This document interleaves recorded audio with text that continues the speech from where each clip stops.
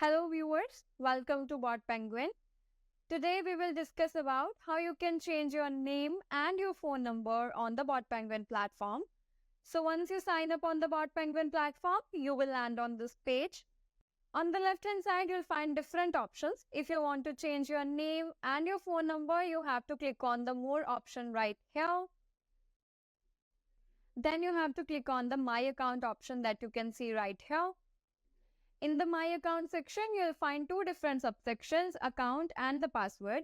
To change the name and phone number or other profile information, you have to stay on the account option.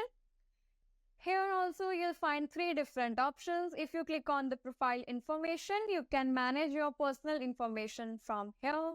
If you want to change your name, you can simply type your name here and it will be changed. For example, I am entering BotPenguin here. Similarly, to change your phone number, you can select your country from this list and then you can type your phone number right here. And you can also edit any other information if you want, such as you can update your profile image as well, or you can change your email ID and you can also change the language.